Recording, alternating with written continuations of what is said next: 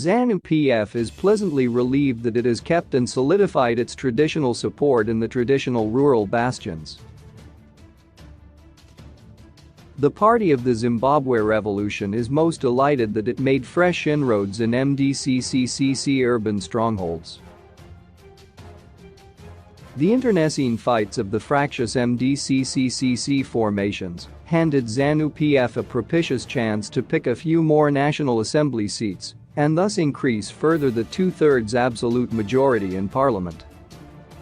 Zanu PF also used the occasion to harvest a respectable clutch of local council seats. 2 decades of MDCCCC urban neglect, feckless maladministration, screaming corruption and putrid decay are all finally beginning to invite the wrath of the long-suffering urban citizenry at the expense of Nelson Chamisa and his acrimonious cohorts. Even more reassuring is the narrowing margins in those seats Zanu PF lost. This speaks volumes of the resurgent support of the party. Zanu PF is heartily encouraged by its catch from the MDCCCC opposition pawns. The electoral jury is out.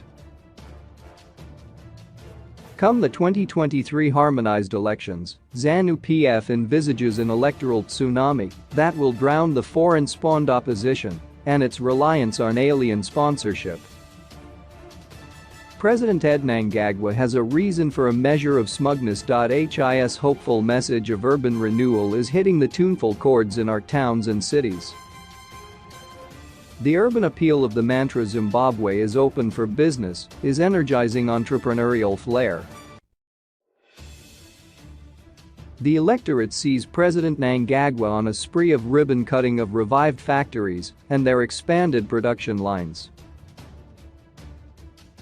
President Mnangagwa is hopping from one groundbreaking ceremony to another as major infrastructure projects open up to global-class investment in oil and gas drilling in Muzarabani, iron and steel ecosystem, in Mbumachivu Manise, ferrochrome and Sealis, coking coal in Hwange, platinum group metals on the Great Dyke, and lithium deposits in Goramanzi and Buhera. The resultant infrastructure dividend is seeing yellow metal earthmoving, bulldozers etc. in frenetic activity. The whole landscape has been converted into a huge construction site. There is a takeaway message for Zanu PF party. The Party of the Zimbabwe Revolution is recovering its urban spunk and completing its portfolio of national socio-economic and political appeal. Kudos and gratitude deservedly go to Chairperson Priscilla Chigumba and the focused and hardworking ZEC team. Unmiffed by detractors, they stuck to their statutory mandate and discharged their assignment in a sterling manner. Zimbabwe's democracy once more proved its homegrown mettle. Perhaps to the shame of those meddlesome West, now preoccupied with the military imbroglio in Ukraine.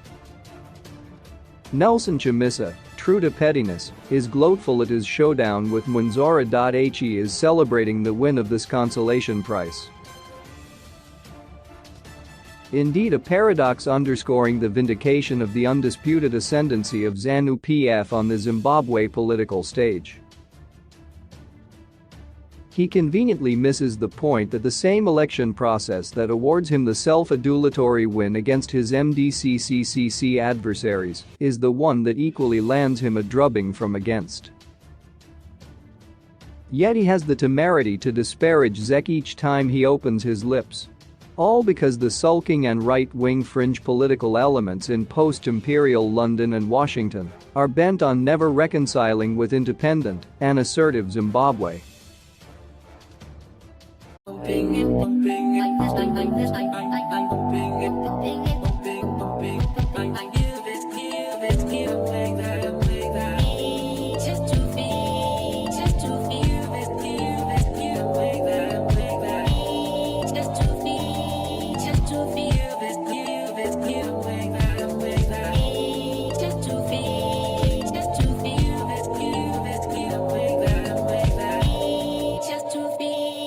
Just to be